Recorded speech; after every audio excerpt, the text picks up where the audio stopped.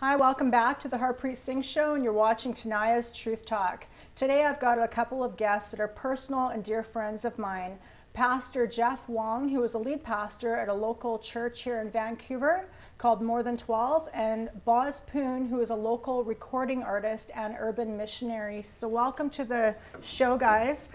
Now, the reason I wanted to have you on the show today is because with you guys both being Asian, and the way that Asian culture is, especially in the upper class Asian culture, you guys are going kind of against the grain, kind of like the disciples of Jesus, literally, in the aspect of dropping everything, literally, especially financially, to follow Jesus and serve God. Can you tell me more about how that has affected you and opinions that you've had from people and so on in regards to this? Oh, I'm going first? Sure. All right. Yeah. Well, it's not easy. The least I can say, because in the norm of especially in the Asian crowd in North America, Yes. they have this high standard of having security through maybe education and then through a stable career. Right. So, but serving the kingdom of God is not always like that. It's not always about how much education you have. It's not about how much money you have in your pocket. So, Boz, in the Asian culture, you know, in the upper Asian culture, there's a lot of wealth. And I notice is people have very expensive cars that are worth even a couple of $100,000. True.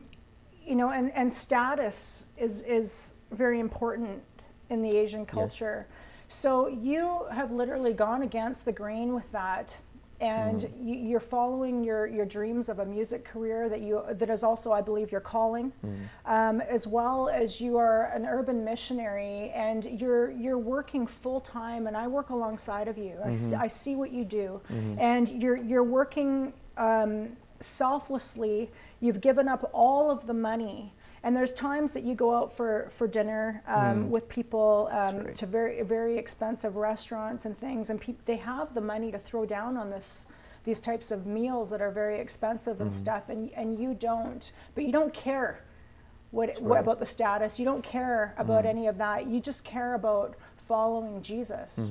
But some of the people that you witness to are Christians, but they're still caught up in the status thing. What would you say to that? Well, I think there's a reason and place for status and wealth. Okay. But it's about your priority, like the Bible said. You can only serve one master. You cannot serve two masters. Either you serve God or you serve money. You see, when you follow God and you seek for His righteousness, everything that you need will be given to you. Okay. See, the whole idea of chasing after status and wealth, you know, these things can only last for so long. It's all temporary stuff. God will give you your status. God will give you your wealth if you serve Him. Yes. And seek for His righteousness, as I just mentioned in the Bible. Yes. So going against the grain, it is not easy, but when you have been touched by God and when you know that you're calling, you can do that. Just like Jesus was going against the grain, He was going the opposite way of the world. Would you like to say something to that, Pastor Jeff? And how would you find that too, Jeff? Because I mean, you're the lead pastor in a church that you planted. And we reach out to various diversities of people, from white-collar professionals to, I mean, myself with Save the Women. We bring porn stars, prostituted women, gang members, and things like that. We open the doors to everybody. But planting a church like that in East Vancouver, with people coming out of these kind of challenging lifestyles, they don't have money, and there's no money in being a pastor with this type of church. You're not doing it for the money. You're doing it to win souls to Christ, and I see the work that you do, and you've definitely helped me in my spiritual growth as being my pastor. And you two have gone against the grain. You were raised in traditional Asian culture. How has that been for you? Well, I was raised in a traditional Chinese church, a very, very wealthy church, and so I wasn't raised with this kind of thinking to go opposite of of Asian culture. Okay. So with more than 12, for me, it was important to pursue what God called me to do at all costs. So like prior to this particular new church of more than 12, I was at a church called Point Grey Community Church at the time. Yes. Which is also a kind of a upper middle class type of church. I was on full salary, benefits. Right.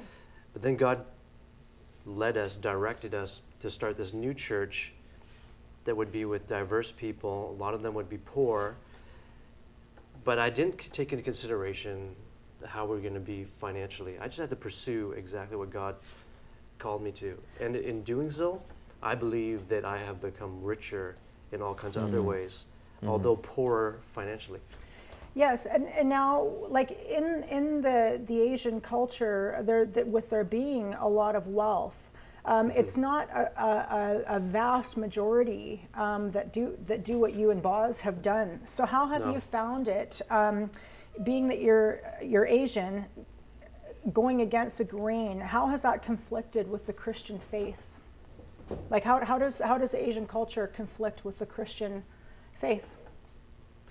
When we hold our culture higher than what we call kingdom culture, like following Jesus, the culture of following Jesus, there arises conflicts. Right. So things that this culture, whether it's Asian or African or what have you, when these values conflict with kingdom culture, there becomes issues. A lot of people, because they hold this higher, they will give priority to all the values of this culture. I believe when you start following Christ, the kingdom culture needs to supersede our ethnic culture or rock and roll culture or whatever culture that is. As a pastor who's been in ministry for a long time and dealing with a lot of Asians, and I'm not just targeting Asians because it happens in many different cultures where they will, want to help their own people, right? And these are people of faith that are different cultures that are of the Christian faith. Yes. How have you found that to be conflicting with Christianity?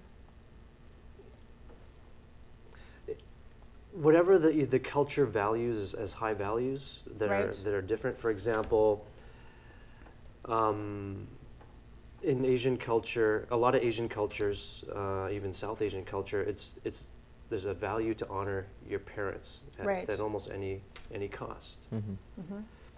What happens if you start following Jesus and your parents don't want you to follow Jesus? There's a conflict there. Right. So I've seen a lot of friends, they start to experience Jesus, they meet him, they have an incredible experience with him. Then their parents don't want them to do that because it distracts from their time of pursuing other things, and they ask their son or daughter to no longer pursue Jesus. Yes. And so if your culture is to honor your parents above kingdom culture, okay, then you just drop out. You stop doing that. Also, there's a value that parents look out for the economic stability of their kids. That's why in Asian culture, you push your kids so hard to study. Education's very important. That's why you don't necessarily have your kids work while they're in school. You pay for their school. You help them to get economically stable. Right.